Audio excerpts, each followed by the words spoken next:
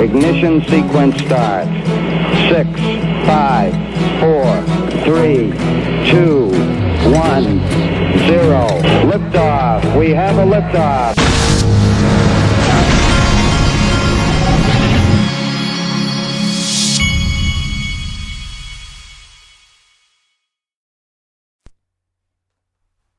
Hey everybody, this is the Digital Asset Investor.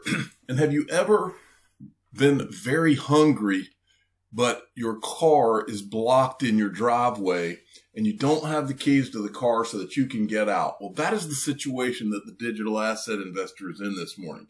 I am starving. My wife went somewhere and I'm blocked in by a car because somebody else is here and I can't get out because they're gone too. The key's gone. I'm not going to name any names, but I'm stuck here hoping that maybe my wife will think to bring me something to eat because I'm hungry, but I can't go get any food. All right. Okay. Michelle Vandenberg sent me this. This is the most interesting thing that happened this morning. Brad Garlinghouse, apparently he must be up. He must be up early this morning, because if this came out Eastern time, that means he's up at 4 or so o'clock out in San Francisco, if that's where he is.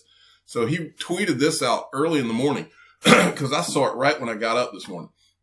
Lots of speculation last week as Team Ripple considers some very important decisions about our future. I want to clarify a couple of things related to some of what I read. Ripple is a proud U.S.-based company. Ripple abides by and supports critical laws like strong BSA AML controls that keep bad actors out and consumers safe. We are not looking to evade U.S. regulation. However, last week's DOJ report lists 8 separate U.S. regulatory bodies, each with a different view. Crypto is property, crypto is a commodity, crypto is virtual currency, crypto is a security, etc. Regulation shouldn't be a guessing game. Then he goes on. To make matters worse, some U.S. regulators have already made decisions that actively favor Chinese technologies over U.S. companies.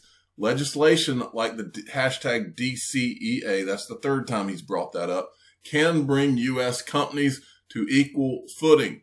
The lack of single national regulatory framework is putting U.S. innovation and U.S. companies at a significant disadvantage. All we're asking for is a level playing field. There's that word again, or phrase again. Level playing field. If we need to move to another country to get that, then that's the path we will have to take. Well, here's what kind of confuses me about that. First of all, what's interesting to me about this is it's literally like 2 days before swell, which is interesting to me. The second thing that's interesting to me is Ripple's already global. I mean, the idea of moving to another country to me is kind of like, well, you're already in, I think, is it 9 different countries that Ripple's in? It's not something you'd really have to make an announcement about. You would just change some documentation and all of a sudden your home country would be a different country. Unless there was theater going on. That's all I'll say about that. Okay, moving along. Bitrue Pay ID is now live. Everybody is welcome. Register their very own user payid.bitrue address right now by going to Deposit XRP Pay ID. Read more about how Pay ID works and the benefits it brings over at their link here. All right, just wanted to show you that. So some of these different companies are going live with their Pay ID. Now, this is also from, all these are from Michelle Vandenberg. This is a good one right here from Gold Telegraph. And this is Ray Dalio. You need to see this. The guy is so smart. Listen to what he says about the economy. So what do you mean by a depression? Okay. Something like happened in the 1930s. So just to repeat, 1929 to 1932, there was a fall in the economy and a very double-digit unemployment rates and a magnitude of fall in the economy like about 10%. Do I think we're in that? Yes. How was that dealt with? 1933. What they did is they printed a lot of money. And the government came out with the same type of programs that we're having now. Yes. Okay. Same thing. Zero interest rates hit zero. Same thing. Okay. Same dynamics. And then there is that money causes an expansion from that point.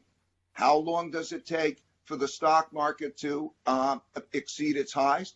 Or how long does it take for the economy to exceed its former highs? A long time. Okay, do I think that's what we're in? Yes, that's what we're in. We've seen that happen repeatedly in history. So many, many times. It's just the most recent one. And there's a structure to that. So yes, this is not a recession. This is a breakdown, an operation that I'm just describing in terms of how it's dealt with, the production of money and credit, and all of that. That's what we're in. This is a breakdown. And guess what we have for the first time ever in a depression, recession, whatever you want to call it? We have a new asset class. That hasn't happened, folks. All right. Now, wanted to move along. XRP Honey Bear sent me this. Now, I thought this was very interesting. And I'll show you several different reasons I find this interesting. Because words mean things. Will Donald Trump be reelected with the black hole strategy of the current events, absorbing his all negatives? I don't know why they said that. Absorbing his negatives. And will he be reborn like a phoenix from the current events and all his negatives, I guess is what they're saying. Photo by William Moon at the South Lawn of the White House. I think that a lot of this is kind of crazy. It's almost like this person has been around digital assets for a while, or XRP, because the way that this is worded is kind of interesting.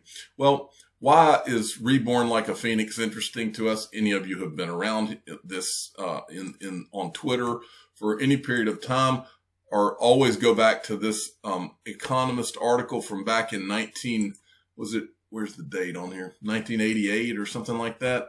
And it had this thing around the phoenix's neck. It has burning cash down here. It says 10 phoenix. It's got this interesting symbol here. But so here we are. This is the Economist is a publication that's owned by the Rothschild family. Okay, there it is. The January 1988. So, and then this guy says all planned. China burning No, let me give you a caveat here. I'm not saying I believe this is all planned. I'm just saying that it's very interesting to look at all of these things. China burning cash and disinfecting it. News article including the WHO saying cash can carry the current events thing, and not to use cash and use digital payments. South Korea, India, Germany classifying crypto as financial instruments and legalizing it.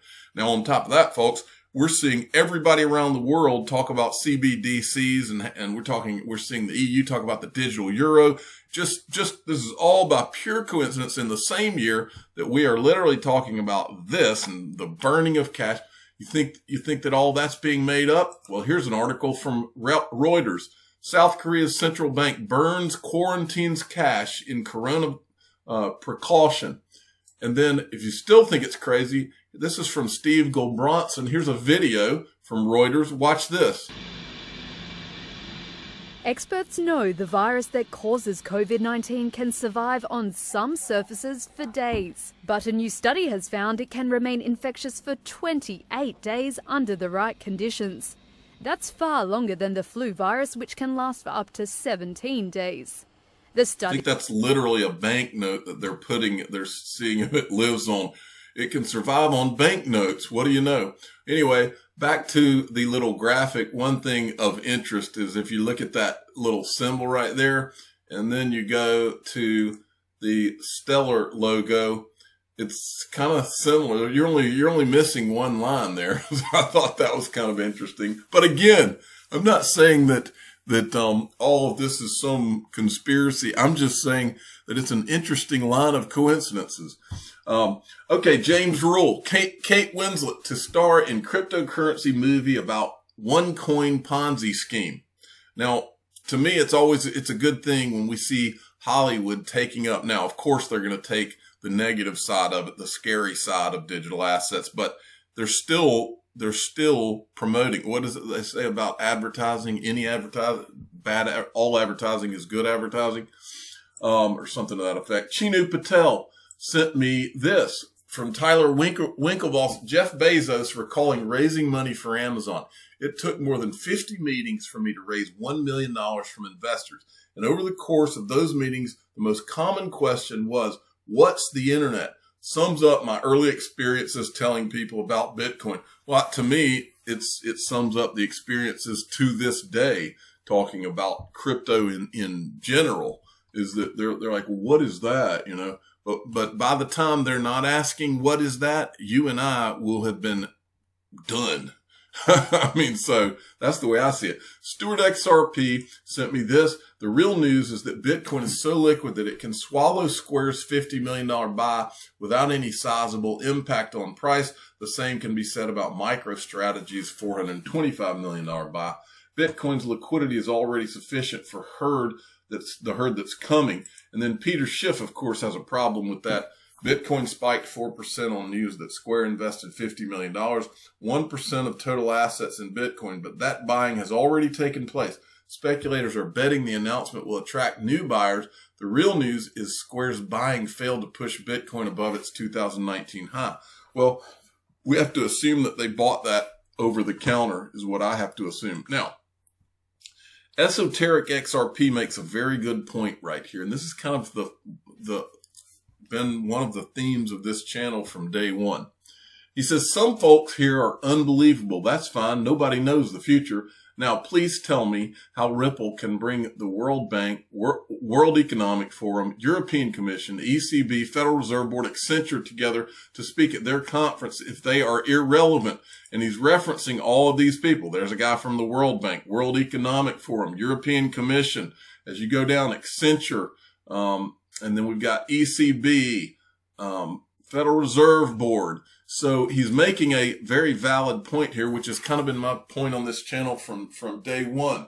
And we don't have to make the point. Naveen Gupta said it himself. Ripple is no ordinary company. Ripple, it's either going to put a dent in the universe or it's going to go away. And I don't think all indications are that it's not going away. So what does a dent in the universe look like? Now, to reinforce this further, I saw this great video right here, okay? I want you to see, I believe this is the guy that started PayPal. I want you to listen to what he says and see if it's exactly, look, just because prices, XRP prices do not reflect what your belief in XRP has been and is, does not mean that it's not what you think it is. I've been here since 2013 believing in XRP for a reason, and I have never seen anything that has swayed that belief. That is 7 years of watching all these ups and downs. I believe in it more today than I ever have, by a long shot, believe in it more today than I ever have. Watch what he says, because this is investing, folks. I might be waiting 8 or 9 months to catch my next big investment. But it's all about patience. I say it's like the big wave surfer. You know, big wave surfers will wait for months and months and months for that big storm to come. And they're waiting, they're plotting, and they're very patient, and they travel wherever it is around the world to take that next big wave. Well, I invest the same way. It could be September of 2013 before I make my next big investment. You have to be patient. In the interim, I'm just going to continue to live my life, read lots of magazines, go to the movies, go to restaurants, observe the world around me, and continue to hone my sense of critical observation. And that's something that any single individual person can do. You don't have to have a financial background to do that. And when you see something game-changing, if Wall Street hasn't picked up on it, that's an opportunity to make a game-changing big trade. All right, you keep... There is nothing in my entire life that I have seen that is more game-changing than what Ripple's working on and XRP. That's why I've believed in this for 7 years and continue to believe in this. This is on like Donkey Kong. It's not our imagination. Your gut has not been tugging at you about the significance of XRP for no reason. It's because we've all thought this through. We've studied it, some of us much longer than others. I'm the digital asset investor. I'm not an investment advisor. This is for entertainment purposes only. Please subscribe. Hit the like button. Tell your friends and family that XRP is the game changer you think it is. It's not our imaginations here, folks. These kind of things don't happen every day. Thank you for listening. Every day, billions of people around the world are mocked, ridiculed, laughed at, and embarrassed by their friends, family, and even strangers. These people go through their days knowing there are secrets being kept from them. They hear the faint whispers behind closed doors. The information and knowledge is held very close and only shared with others who were fortunate enough to find out. Feeling lost, rejected, and ostracized, these people give up, never finding out what digital assets the digital asset investor holds. But there is hope. Join the free Digital Asset Investor email newsletter and find out what digital assets he owns each month, including investments he's considering. Click the link in the description of this video or go to digitalassetinvestornewsletter.com. Put an end to your days of gloom and depression. Join the greatest free digital asset email newsletter ever created.